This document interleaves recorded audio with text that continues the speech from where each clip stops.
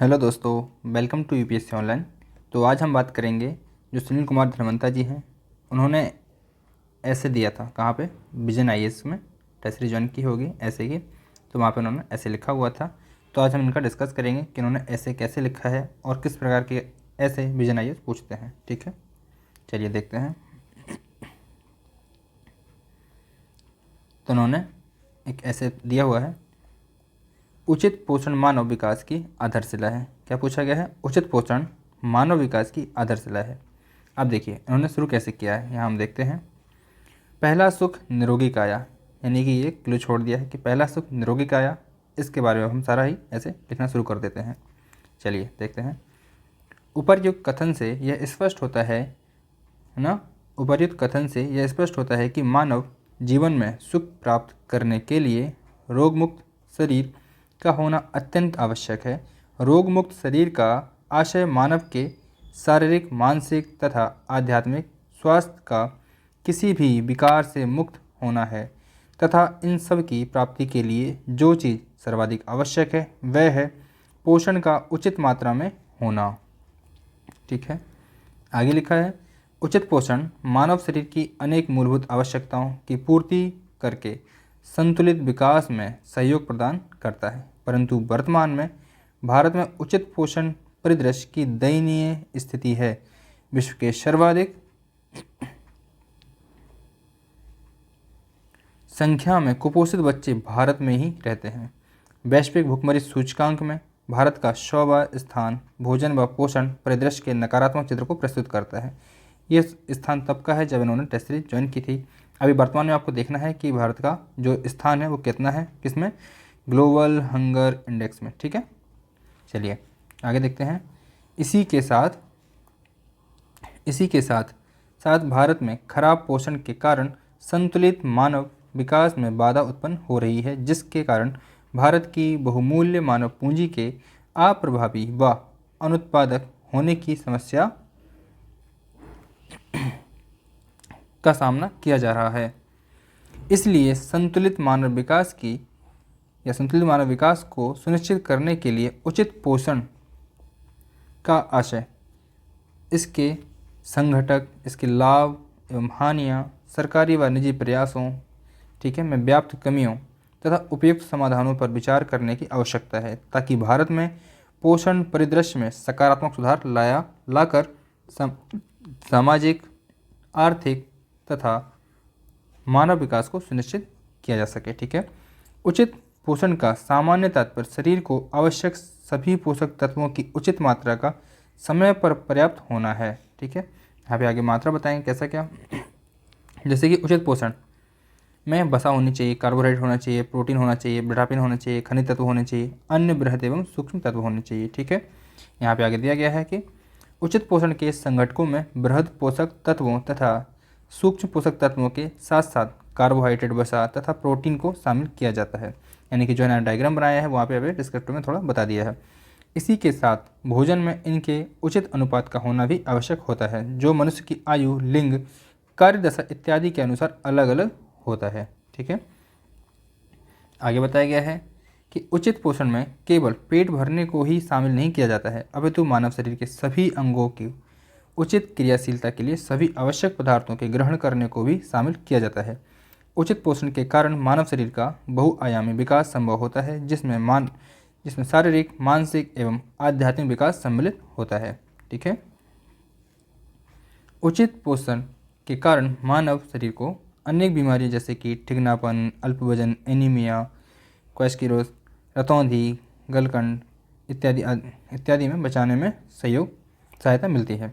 इससे मानव का बीमारियों पर होने वाले अनावश्यक खर्च से मुक्ति मिलती है, क्योंकि क्या होता है कि भारत में प्रत्येक वर्ष लाखों लोग इसके कारण गरीबी के दुष्चक्र में फंस जाते हैं। इसी के साथ लांसेट रिपोर्ट आती है कि स्टेट डिजीज बर्डन रिपोर्ट में भी भारत की स्थिति सुधारने में सहायता मिल सकती है। ठीक है, आगे दिया गया है कि उचित पोषण उम्र के अनुसार स्वास्थ्यता को सुनिश्चित करता है, जिससे व्यक्ति कुशल मानव पूंजी के निर्माण में अपना योगदान दे पाता है। इससे भारत के जननांगी लाभांश के सकारात्मक प्रयोग में सहायता मिलेगी और आगे चलकर यह भारत के आर्थिक विकास को समृद्ध एवं तीव्र करने में सहायक होगा।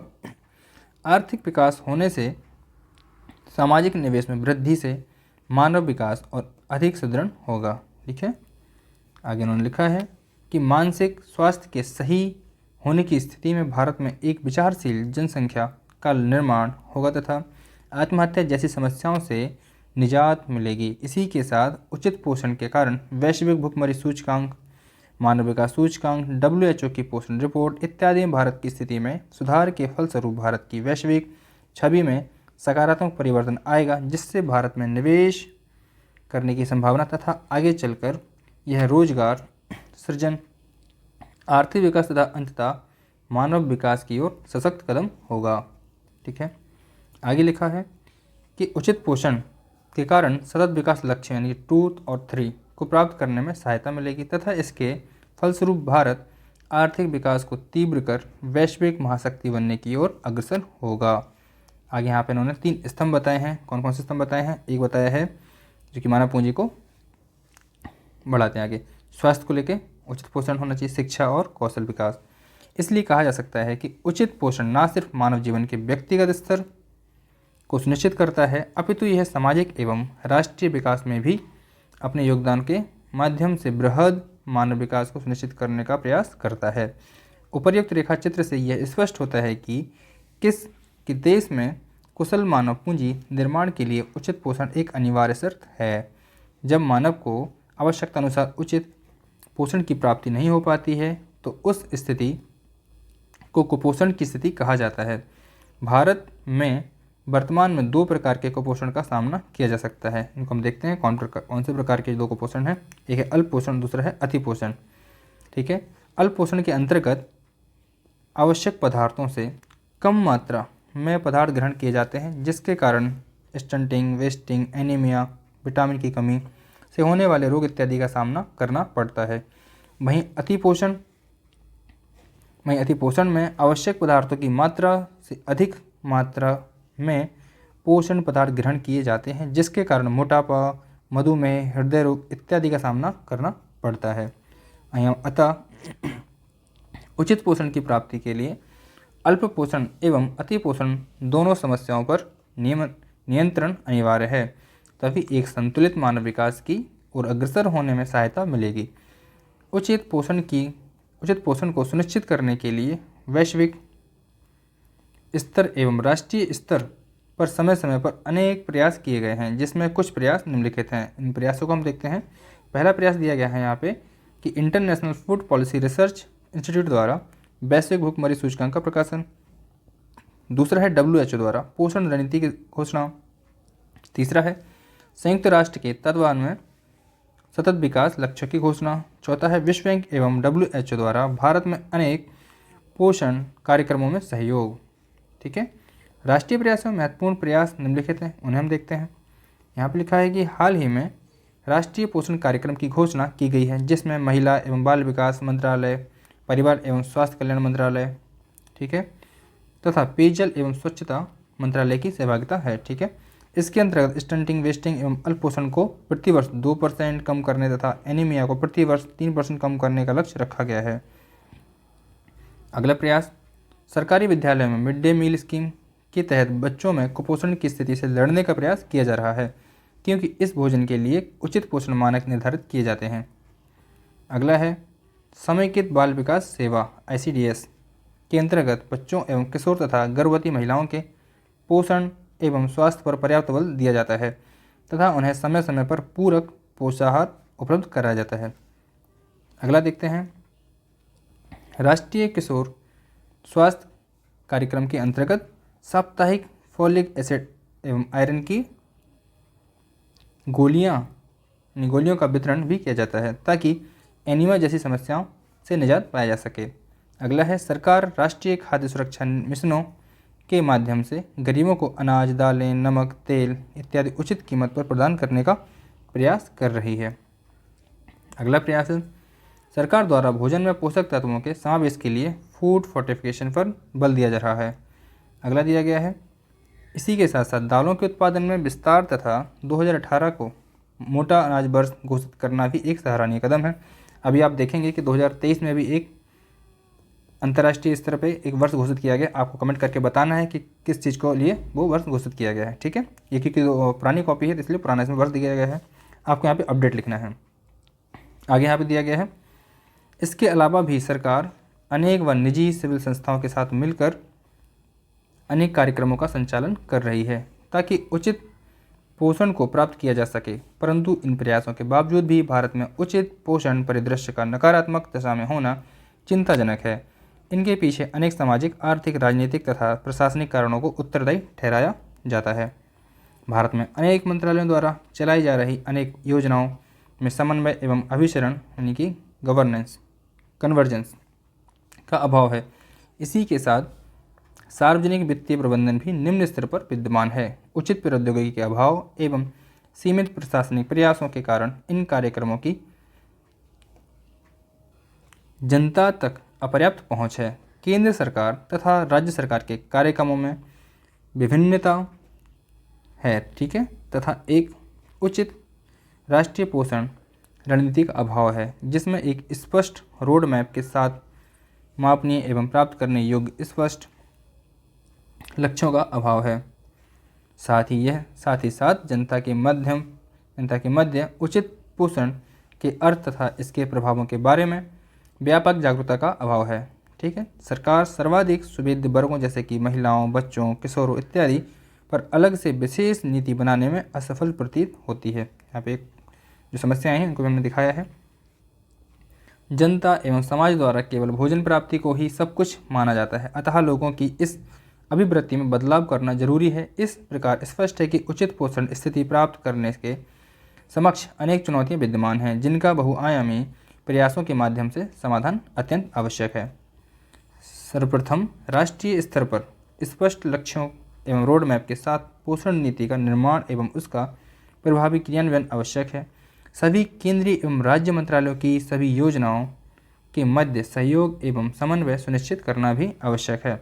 अंतिम व्यक्ति तक योजनाओं का लाभ पहुंचाने के लिए प्रौद्योगिकी का प्रयोग, जिसमें आधार सत्यापन, बैंक खाता, प्रत्यक्ष लाभ हस्तांतरण इत्यादि आवश्यक है। इसी के साथ सरकार को योजनाओं के कार्यान्वयन में उचित प्रशासनिक सक्रियता दिखाते हुए सिविल समाज का सशक्त सहयोग लेने का प्रयास करना चाहिए, ताकि योजनाओं के विस्तार एवं पहुंच को प्रभावी बनाया जा सके। इन सभी प्रयासों के अलावा जनता में पोषण संबंधी जागरूकता का प्रसार करना चाहिए, जिसमें मीडिया का अपेक्षित सहयोग प्राप्त करना चाहिए। इन्हीं सब प्रयासों के फलस्वरूप भारत में एक सकारात्मक पोषण परिदृश्य का निर्माण होगा, जिससे व्यक्तिगत मानव विकास के साथ साथ राष्ट्रीय मानव विकास परिदृश्य में सकारात्मक परिवर्तन आने की पर्याप्त संभावना है। सतत विकास लक्ष्यों की पूर्ति के कारण भारत की वैश्विक छवि में सुधार होगा तथा इसके साथ भारत में एक स्वस्थ एवं कुशल मानव पूंजी का सृजन संभव होगा, जो दीर्घकाल में आर्थिक विकास को सुनिश्चित करने के साथ साथ मानव विकास को भी सुनिश्चित करेगा। इसे निम्नलिखित चक्र के प्रसिद्ध किया जा सकता है, जैसे कि आगे यहाँ पे दिखाया है इन्होंने कि मानव पूंजी निर्माण कैसे, आर्थिक विकास से क्या होगा, सामाजिक निवेश में वृद्धि होगी, इससे क्या होगा, पोषण कार्यक्रमों का संचालन होगा, जिससे क्या होगा, उचित पोषण। ठीक है, चलिए, और अंततः इसमें एक श्लोक भी दिया गया है इन्होंने, यहाँ पे हम देखते हैं क्या श्लोक दिया गया है, को साकार करने में सहायता मिलेगी। चलिए, सर्वे भवन्तु सुखिनः, सर्वे सन्तु निरामयाः, सर्वे भद्राणि पश्यन्ति माँ कश्चित् दुख भागवते। ठीक है, इसलिए कहा जा सकता है कि उचित मानव पोषण मानव विकास की आधारशिला है। ठीक है, यहाँ पे इन्होंने कितने अच्छे से ऐसे को समझाया है। सबसे पहले इन्होंने एक कोड दे दिया या एक क्लू छोड़ दिया, जैसे हम बोलते हैं, सिंगल लाइन में एक चीज़ बता दी है। ठीक है, एक बार फिर से मैं आपको ऐसे की हेडलाइन बता देता हूँ कि ऐसे किस पर आधारित था, इसमें क्या क्या पॉइंट दिए गए हैं। ठीक है, देखिए यहाँ पे हमारा ऐसे था कि उचित मानव पोषण विकास की आधारशिला है, यानी कि आप विकास की आधारशिला तभी रख सकते हो जब आप उचित पोषण करोगे। ठीक है, चलिए अब देखो इन्होंने पहले क्या किया है, पहला सुख निरोगी काया, यानी कि इसको बता दिया कि पहला सुख क्या होता है, निरोगी काया।